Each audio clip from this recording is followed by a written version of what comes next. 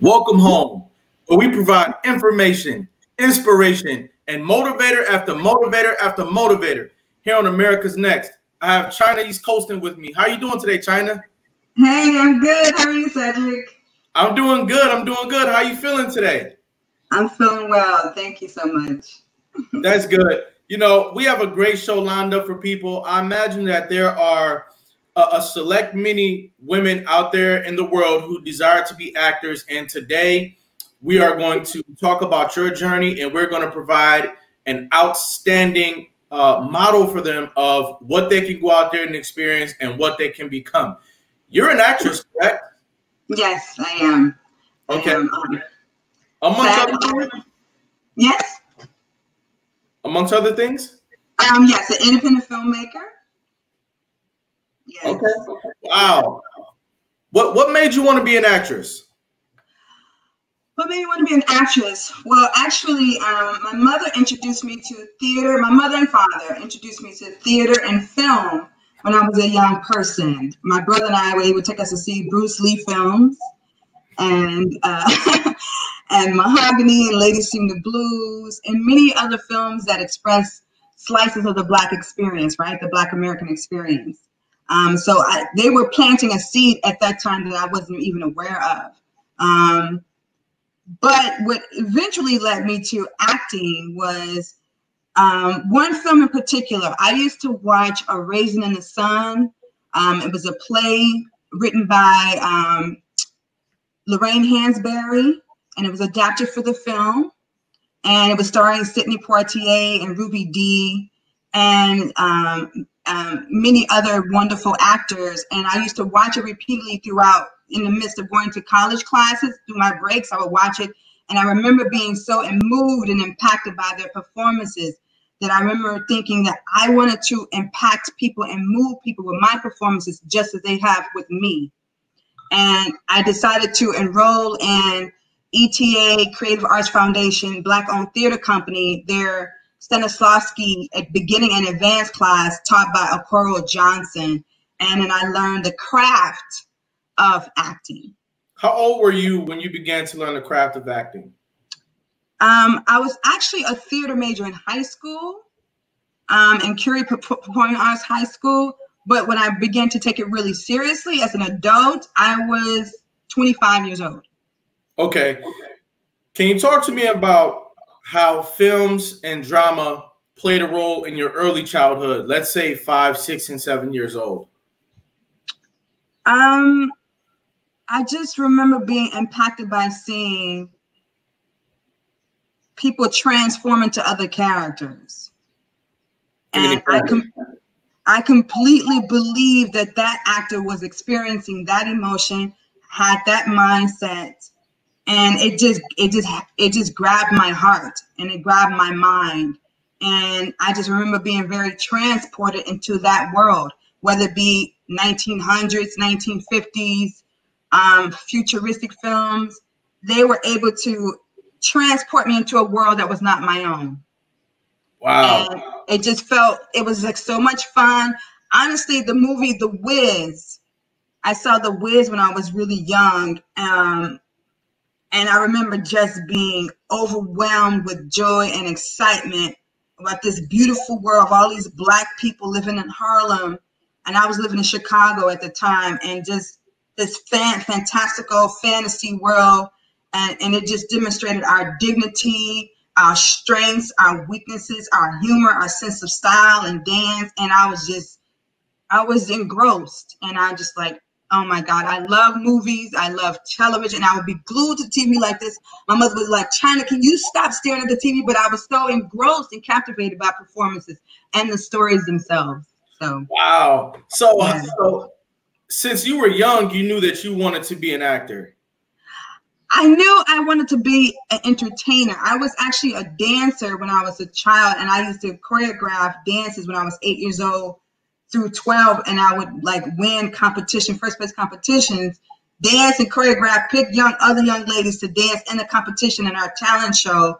And I just love performing for my family, dancing for my family, creating routines. Mm-hmm. So I just got a thrill out of performing and entertaining people. Wow. So you've always been a performer. Yes. It's in you.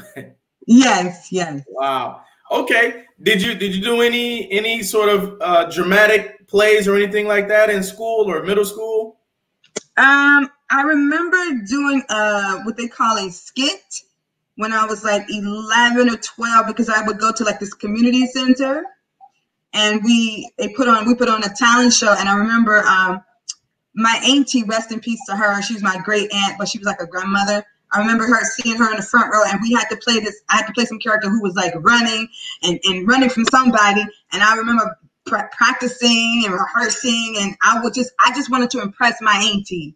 I didn't care about the other audience members. I just wanted to impress her, and I wanted her to believe me. So that was my first stint with like acting at like 11 years old. And I was like, okay, that was fun. That was fun, but I was still on the dance track. But then in high school, in Curie Performing Arts High School, I remember I was cast in the play Pearlie. And I had to play an aunt. I forgot the character's name, but it was like an aunt. And I had to put on the old woman's voice, and I talked like this when I was 15 years old.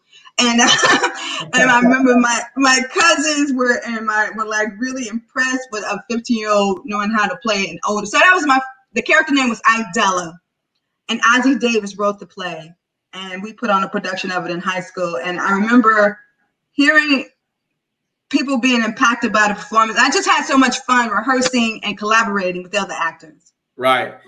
You know, as soon as you told me that you were playing an older woman at such a young age, I was thinking, how did you manage to express that level of maturity? Did you mimic any of the attributes of your aunties or your relatives? I did. And the older women in my neighborhood, I just tapped into what I observed and just lived that experience. And of course, we had a director. Our drama teacher directed us, so of course he guided my interpretation. But I just remember having so much fun and like people cracking up at the character. Can you talk about how drama as a class and as a team experience impacted you as a young person? How did drama impact you as a young person? Being a part of that class, other people, you know, getting into acting, and just the entire project of it. Well, you know what? It's a collaborative process, right? So if my character wants something from another character, I have to work with another actor. So we have to rehearse and make discoveries. That's okay. So for example, if I need you to, if my character needs you to go downstairs and mop the floor, I can approach you and I can ask you in a loving way, in a gentle way, or an abrasive way, or you better get downstairs way, or will you go downstairs? There's various tones that one can use to persuade the other character to do what they need to do, right? And so you learn like which tone, which approach is the most impactful in persuading that character. And so that other actor in your scene has to agree to carry out your goal, but you have to work together and make those discoveries of what's the most impactful choice that's truthful for the moment. And so I learned that you have to work and you have to listen. You can't just wait. You can't just be like waiting for your line. No, you have to listen, intently listen to what the other actor and character is saying so that you can respond honestly. And that takes practice. Because you know what they're about to say, but you have to react in a way that you don't know what they're about to say, so they come across truthful. Wow, that's a major point. That's a major point, and like you said, that's the craft. And it sounds like what you're saying is that deep, effective communication is not just knowing the words that you're going to say, but it's understanding the proper tone that will make you come across as really sincerely in the moment. Yes. Okay. That's it. Because my acting teacher, Okoro Johnson, rest in peace to him, he would tell me in acting class, right? If I would be acting, he would tell me, stop acting. Stop acting. I need you to live. And to live, Cedric, is to listen so that you can react honestly. Don't anticipate. Live. Right? So, wow. Cedric, if you say to me, sweetheart, can you pass me the wine? And my response is, get it yourself. Or my character response is, I'm tired. If you say, can you pass me the wine? I'm not going to be like, okay, honey, unless she's a docile, submissive character, right? So what I've been taught is you must read a play or a film 15 times to understand your character's true goal, journey in the piece. And you don't know who your character is until the other characters tell you who your character is. Did you know that? Wow. So you don't dictate who your character is. The other characters in the work dictate who your character is. Yes, because they speak, for example, they'll say, boy, that's Cedric. He sure is a hothead. So you, Cedric, or Jonathan, who was playing Cedric, knows, oh, this character is a hothead because the China character referenced him being a hothead. So you know I have to tap into being a hothead at some point in this journey in the play or this film. Or the Sarah, well, that Sarah, he is a gentle soul. So you know you have to tap into gentleness at some point in your journey because the other characters tell you who you are. Wow. And of course, how your character responds to the other characters tell you their mindset, their temperament, all these little, but you can't really know all the clues unless you excavate the play, read it 15 times because there's clues throughout that you'll miss the first time you read it. Wow. Work ethic is a huge part of being in this craft. And if I'm hearing you correctly, every role that you play is almost like a different life. Absolutely. It's because you have to create, as an actor, it is advantageous for you to create a backstory to your character. For example, I'll keep using your name. Cedric character is, let's take Fences, the play Fences, or Raising the Sun. So Walter Lee Younger character, his principal goal in the movie or the play is to own a business with the $10,000 insurance money, right? So so he has to find ways to persuade the rest of the family members to come along with his goal, right? So there's different approaches that so depending on the individual he interacts with, he has to approach them differently because of their temperament. He can't approach the wife the same way he approaches his sister. So that's the emotionality of their interaction will change depending on the person. Okay. How do you keep track of your real personality, like your natural personality, when you're taking on all these different roles? Does it get lost, or are you just really strong in that way? That's a good question. I'm very clear as to who China is. When the curtain goes down, I'm ready to get some pizza. Okay. I know how to distinguish from China, El Costin, and the character. Yes, I have to tap into. The character. I loan my emotionality to the character. Wow. I loan my physicality to the character, right? Mm-hmm. And the mindset of the character is that of the playwright or the screenwriter. But everything else is loaned from my observation, my research, my own experience. So I distinguish between, now sometimes, like this character behind me, she used profanity, right? So sometimes I'll find myself after I've concluded a play or I've concluded a film, sometimes I'll keep some of the language of the character that really impacted me the most. So, for example, when I portrayed Ida B. Wells, the activist, the anti-lynching activist in a play, I found myself, because they refer to each other like Lady Ida B. Wells or Lady Walela. So sometimes I find myself now saying Lady Kelly to my friends because I like the term lady, whatever. So sometimes I'll keep that language, some of their language, but I don't keep their personality. How difficult was it for you to be able to open that chasm of your inner self and loan it out to different roles? Because that's got to be an all-time great talent. It takes a lot of, for me, it took a lot of training. Like I had like basically 12 months, 2 years of Stanislavski method training, where you use true emotions and apply it to that character, right? And of course you have to do thorough research, like what was the background, what's the socio-political and economic environment of that character world, right? What year is it? Like, what was the mindset of the character, the mindset around that character? So you have to borrow from the period, right? Because that mindset may be different from 2020. So that's kind of what I do. And writing the character's backstory, the history. So you have to write a backstory or a history of a character before the film began, before the play began, so that you have found a strong foundation to tap into that emotional and intellectual well. So when you're interpreting the character, you're not relying solely on what is written, but what you have written to add to your interpretation of that character. Wow. Do you also do geographical research? Like, would you go to an area where this character is supposed to be from? Would you explore different areas and stuff like that?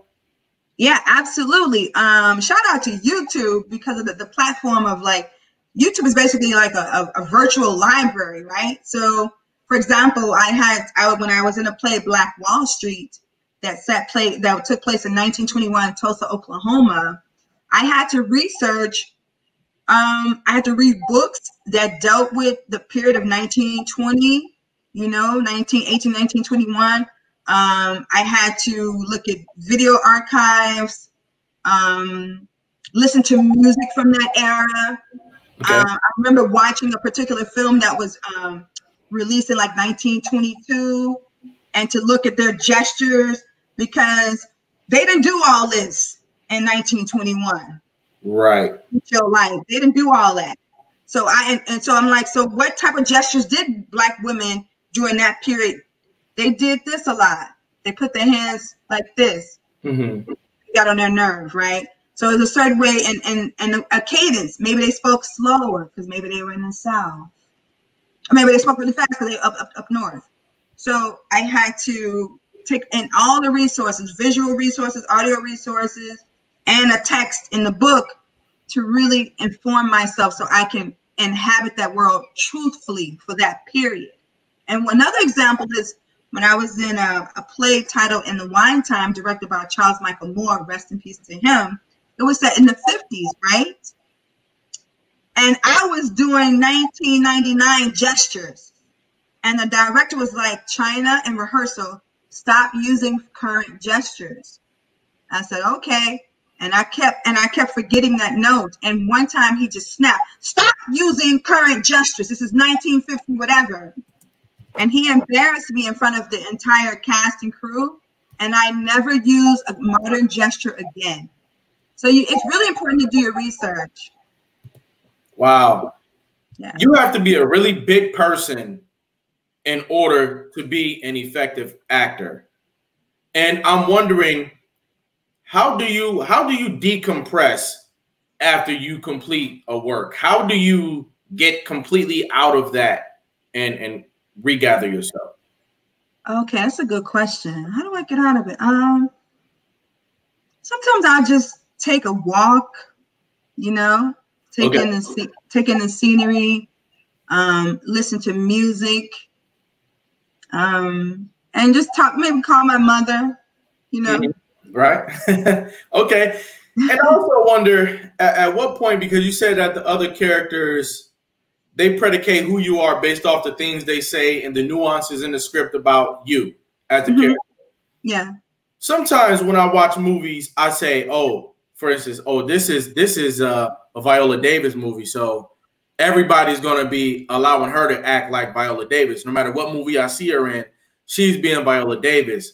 Or maybe a Denzel movie. I'm thinking Denzel is Denzel in every movie that I see him in. And I don't mean that like he's not playing different characters. I mean that like he has a consistent baseline in all his movies.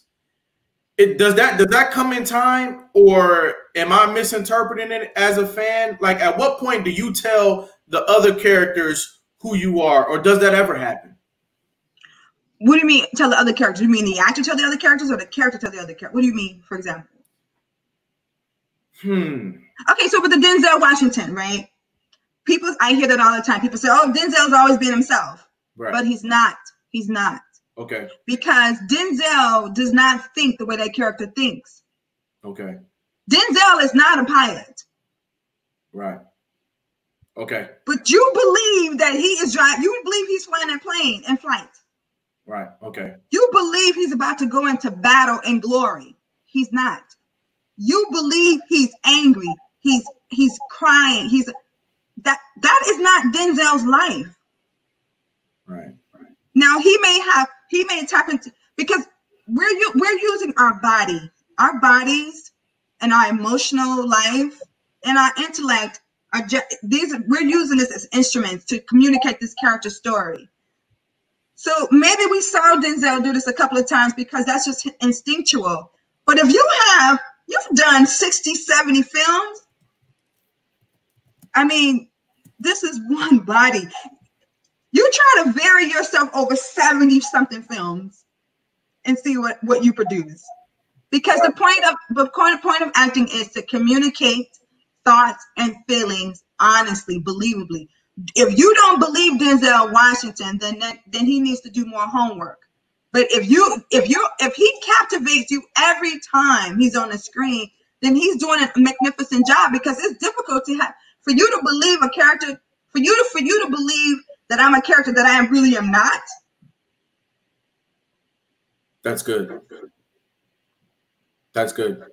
I felt the same way when I watched your movie Sweet Thing. And I see your poster in the background. I want you to talk to me a little bit about who the main character was. Who was she? Okay.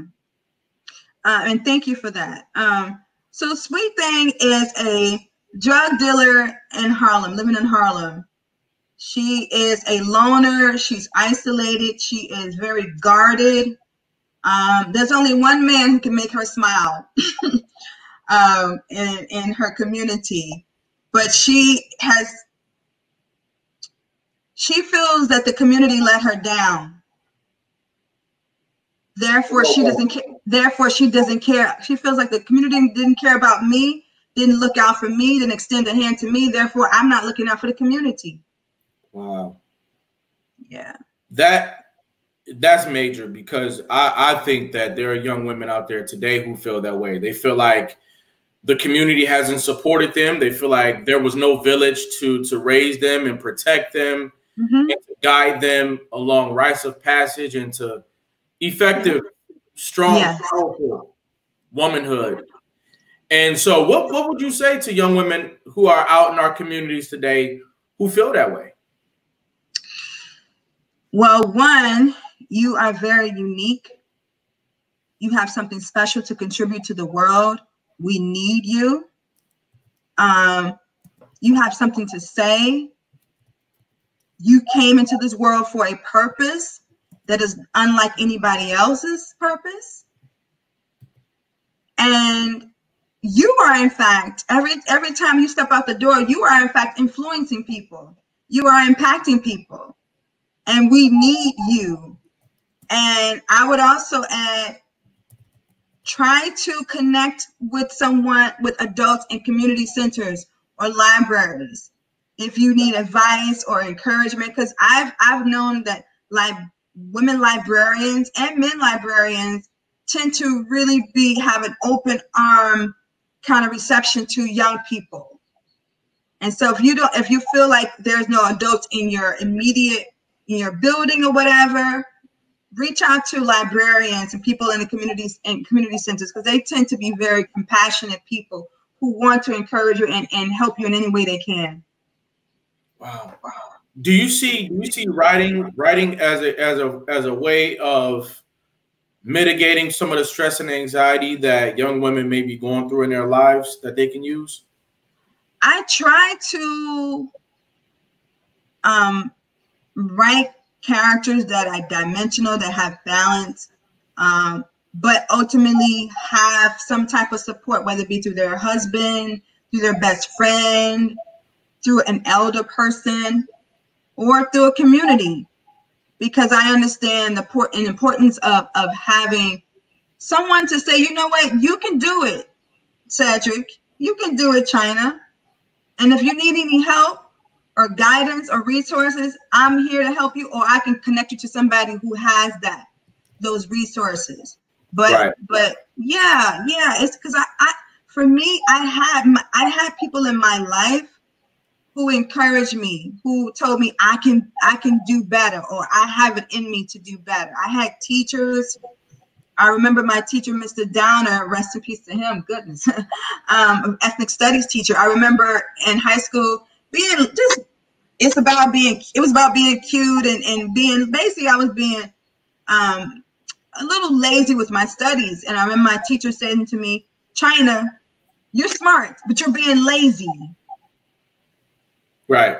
And the fact that he called me out, but he called me out in love. So to me, that was like, oh, he cares about me. And he stressed that you are smart. You just have to put in the work. And you know what I did? I put in the work and I got a B. And, you know what I'm saying? So it's like, but what if what if that adult teacher saw me and didn't express that to me? Right. Because that was a form of encouragement. And that's very important. Very important that we use opportunities and windows to be a positive influence by having positive conversations and positive interactions with young people and older people. Yes. Right? Because even you can see today, older people need a positive conversation as well. And so, very important to be a positive influence on one another in person and in media.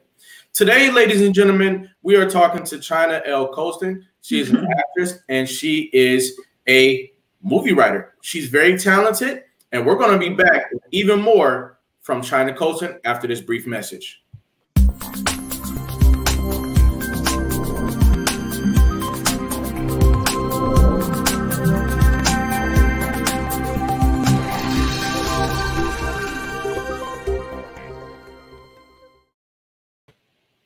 America's Next Motivator, Monday, Wednesday, and Friday at 5 p.m. Eastern, Tuesday and Thursday at 10 a.m. Eastern. America's Next Motivator, hosted by Cedric Riley and sponsored by our good friends at 40 Healthware.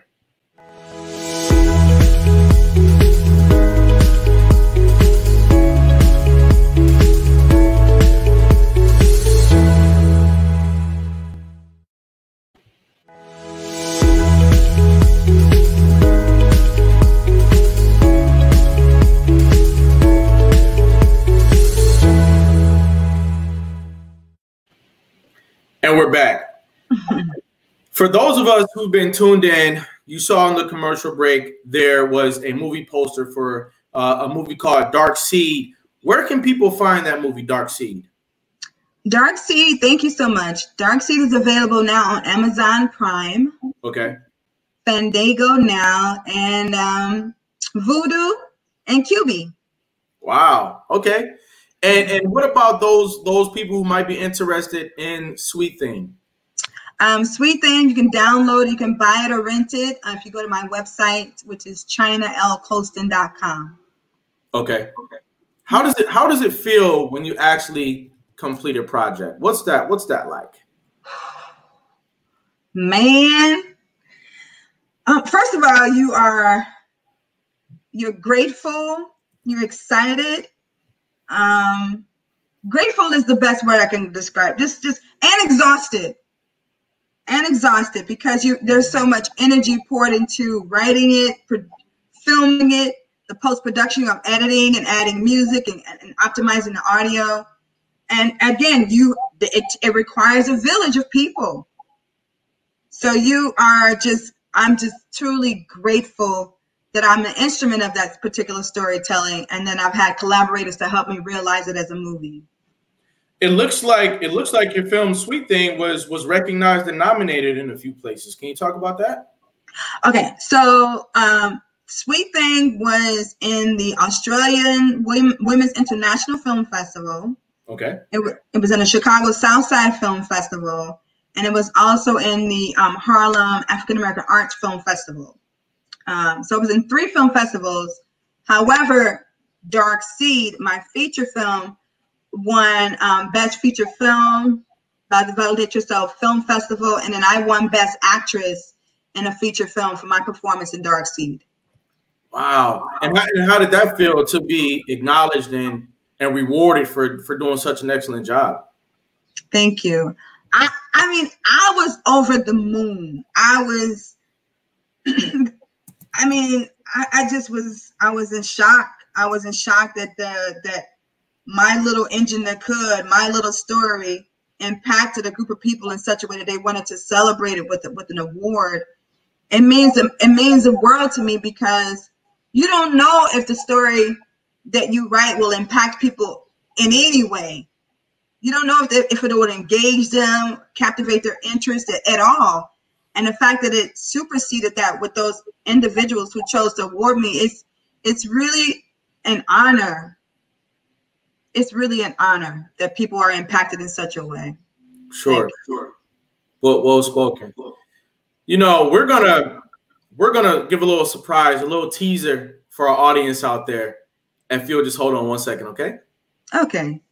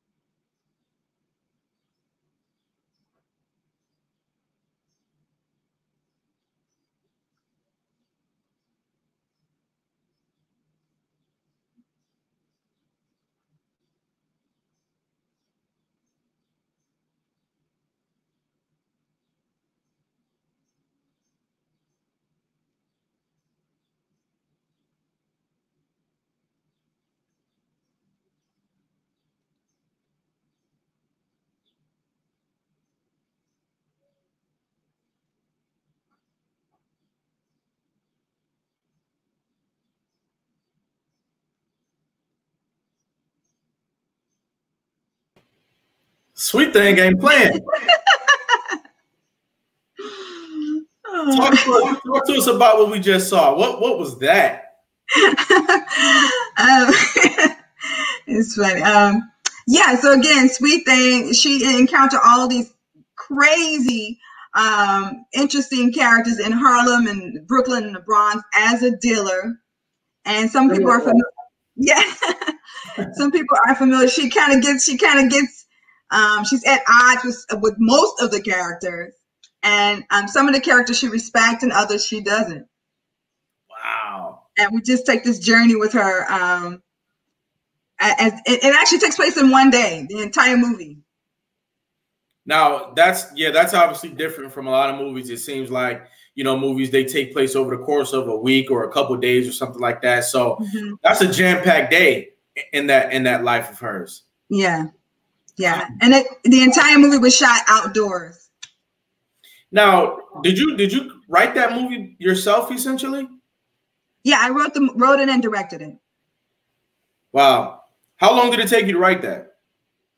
I began writing it in 2016, and a year, on and off for a year. And then we began producing it, and then I began rehearsing the character of Sweet Thing. Yeah, that's me playing her, and I would rehearse with each actor separately. And we had like 2 big table reading of the screenplay, and then I got with the cinematographer, which is a woman, Vanessa Alexis, and I had an assistant director, Michael Alexis Palmer, and I reached out to people in the community like yourself, seeking donations so I could pay the cast and crew. and Cedric was generous enough to be one of the donors. Thank you, Cedric. And countless other people made a donation so that I could pay the cast and crew. So when you set out to deliver a movie to the public, it's more than just writing and it's more than just acting. You actually have to fundraise as well. I do. And I have to say, I'm really grateful to God that so many individuals made a choice to share their resources by donating to this film. I actually exceeded my expectations. Many Black-owned businessmen made a choice to contribute to the film. Individual women, men and women both. There are individuals who donated, and there are businesses. And what I did was I offered advertising of their buildings, of their businesses in the movie. So when you watch Sweet Thing, you'll see some businesses in Harlem and in the Bronx and Brooklyn, and those individuals made a substantial donation to the film. So it's kind of like I made their businesses a part of that happened to be in the community in which she is selling. Right. Now, for those people out there who might want to join your fan club, is there a place that they can go to show their support, be a part of a community that supports you? Yeah, I mean, I'm actually, you can follow me on Instagram under, you can follow me under China the Actress, and it's spelled just like the country, China the Actress, one word. Or you can follow my Instagram film pages where I have a Sweet Thing short film page, Instagram page, and I have Dark Seed the film Instagram page. So it's like China the Actress or the films. Okay. Okay. In order for those people who are wondering how to become an actor out there, I've also always wondered, how do you memorize that script? How do you do it? For me, repetition. I just do repetition. And again, remember I was saying that in order to really understand the character in totality, you read the script 15 times. Do you memorize that whole entire script? Yes. Yes. Phenomenal. Now I don't have to, of course, that's a good question, actually. So let's say for the Sweet Thing character that I had to portray her, I still have to memorize the other characters' lines so I can know what to react to, right? Yeah. But then I can't anticipate what they're going to say, but I still have to memorize. I know it sounds crazy, but I still have to memorize their lines, but not anticipate what they're about to say to me, and which is, again, the craft of acting. Right. That's incredible. That's so incredible. A lot of the times I watch a movie and about an hour into it, I'm just in awe that this actor has memorized this much information and is now giving it back masterfully. You know, I think actors are some of the most incredible people in our world today. Oh, that's a fact. That's a fact. Thank you. And today you're confirming with me that you're really memorizing the whole script. Yes. Yes. Now, interesting, some actors, they will only read scenes they're in. Okay. Which to me is not advantageous. You need to understand the story in totality, because again, somebody else may say something in the story that's going to impact your performance or that could enhance your interpretation. But if you're being lazy and you're only reading the scenes that you're in, there's some other components that could really enhance what you're doing. Right. So you don't want to be a selfish actor. Right. I can see from what you're saying that acting is largely about selflessness. Yeah, it's a communal, because it's a communal, unless it's a one-man show, it's a communal experience, right? So you have to interact with several people. And again, other characters are saying things that's going to inform your interpretation. How does acting on screen differ from acting on Broadway? Okay, so acting on screen, great question, Cedric.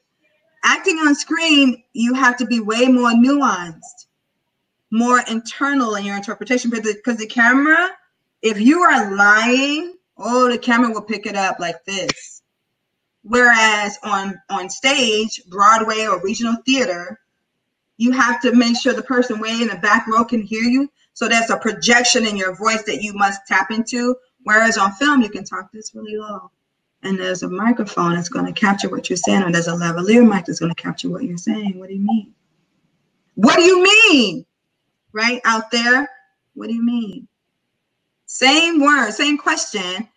You don't need to project. You don't need to raise your voice on camera unless your character's pissing you off and they're far away.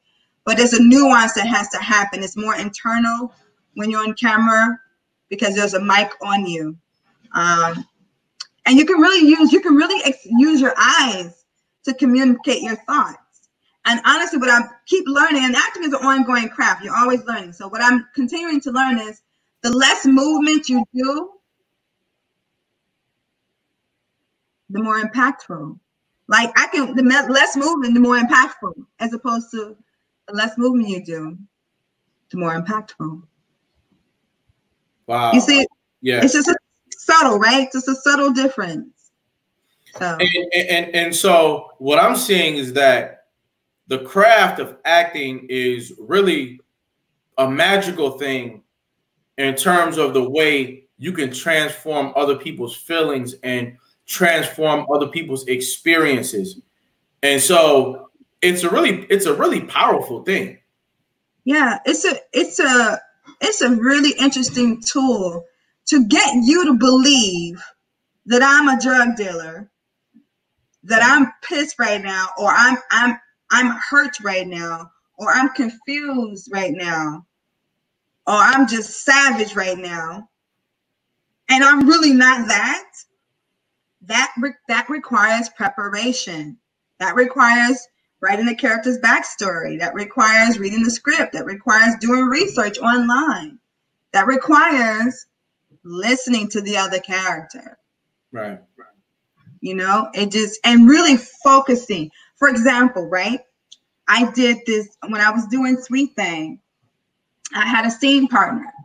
And sometimes when you write a film that you're acting in, sometimes castmates or people you cast in your film can feel like they don't, if the camera is, for example, there's like a close-up, there's a medium, there's a close-up, there's a medium here and all the way down to your stomach, and there's a wide.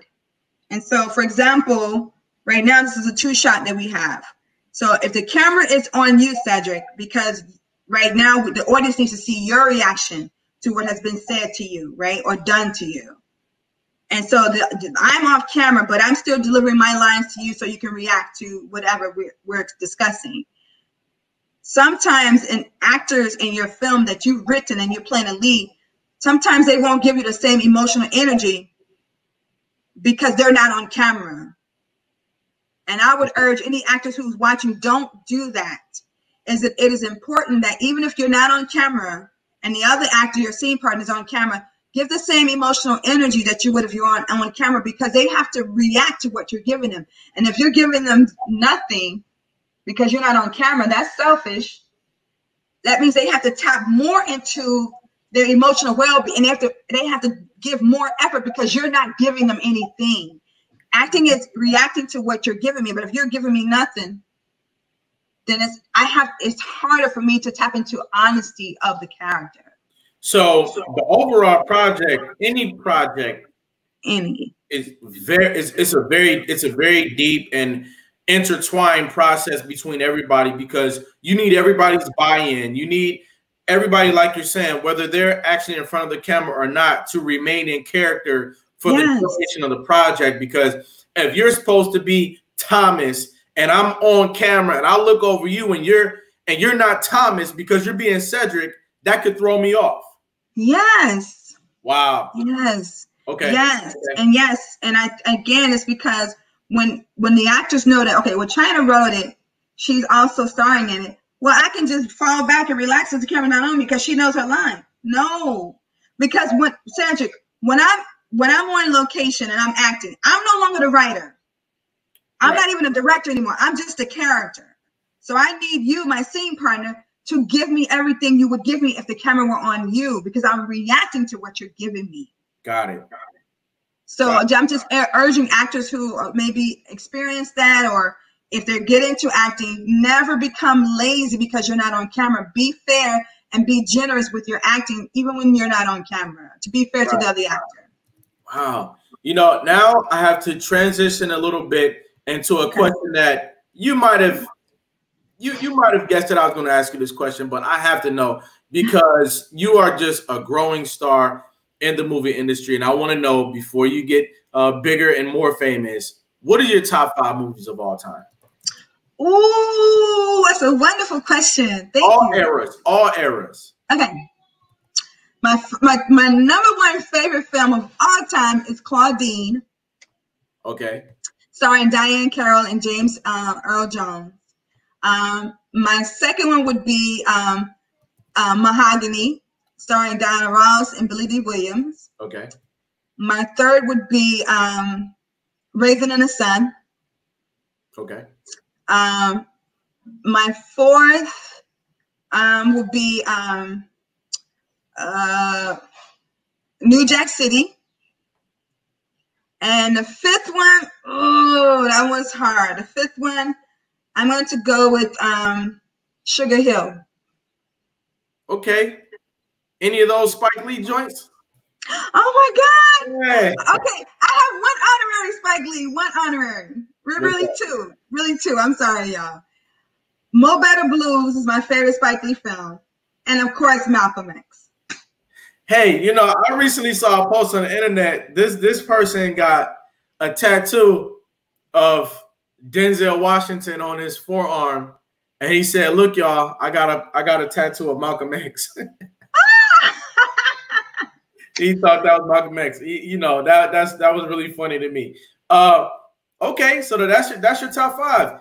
Now, was there any movie that you said or that you watched that you felt really didn't live up to the book version, or vice versa? Oh, that's a really good question. Dang,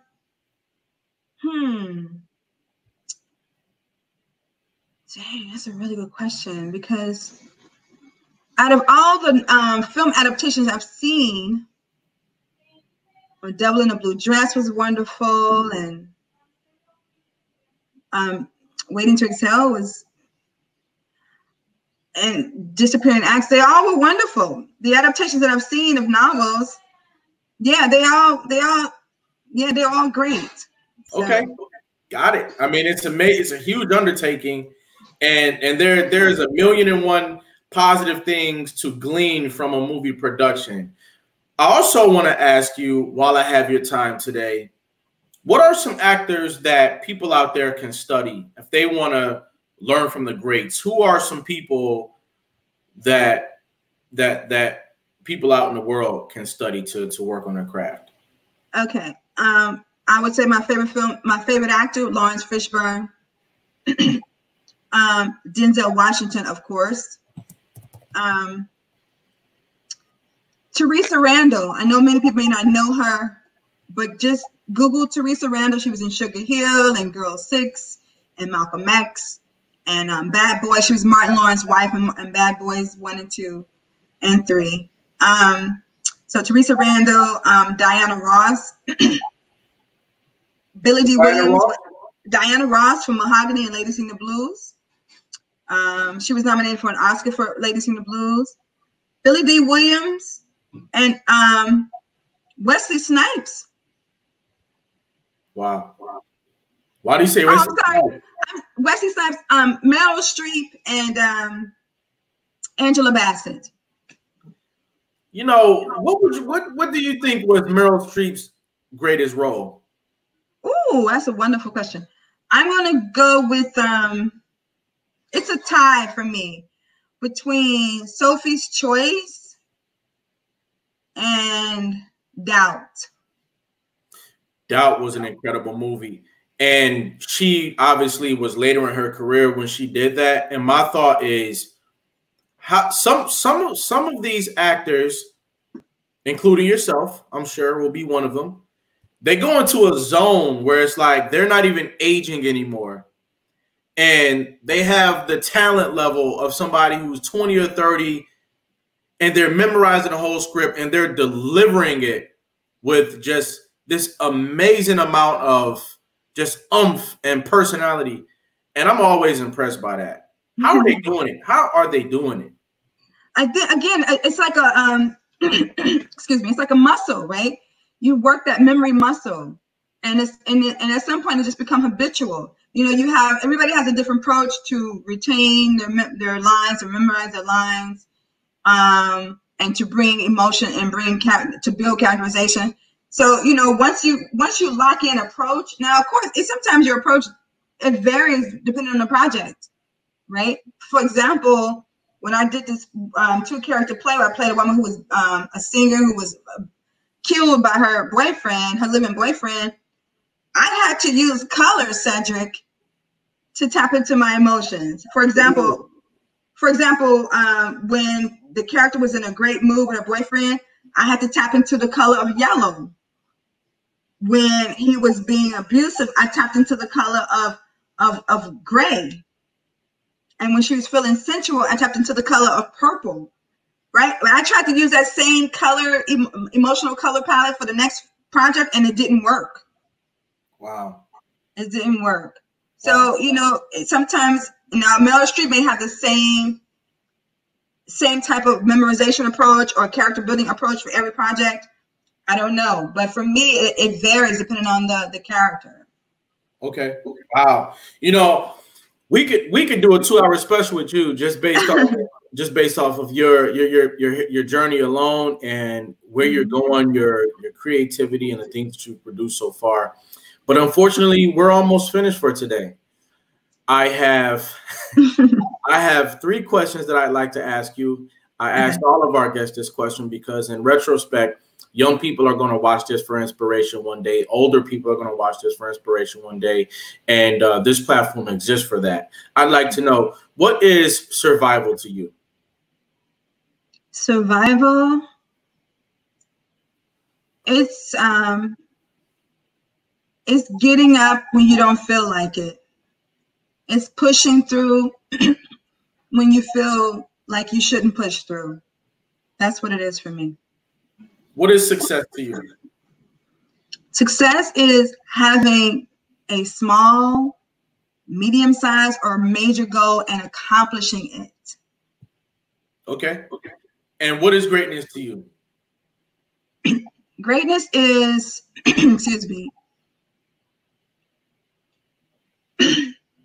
when you get into that zone, when you put in the preparation and you're in that zone where you know you are just flying, you are shining, and whatever it is you are good at, that is what success is to me. That you see your preparation paying off. You feel it, you Right. see it, and you and other people acknowledge it too. That's success, and that's small or large.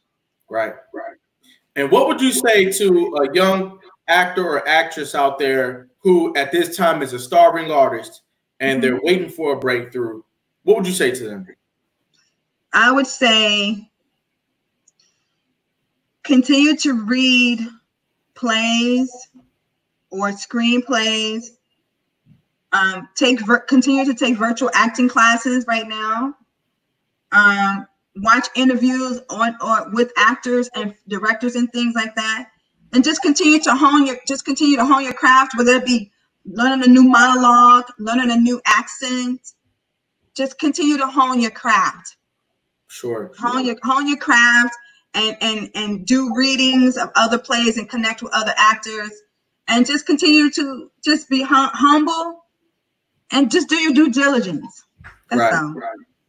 You know, you are somebody to know. You are somebody to be respected. And I want to let you know that I commend you today. I give you a crown today. And you are one of America's next motivators. Thank you. Yep. Thank you. Cedric, I want to say thank you so much for inviting me on.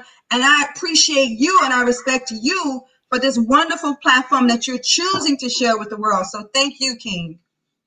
Without a doubt. You know, thanks everybody for tuning in to another installment of America's Next Motivator. This has been China L. Colston. Look out for her. Find her on Amazon. Find her on Fandango. Find her teasers on YouTube. Get in touch. Continue to aspire. And remember, when you tune into our episodes, there's something here for you. Be sure to come and pick it up. Thanks, everybody. Bye. Bye-bye.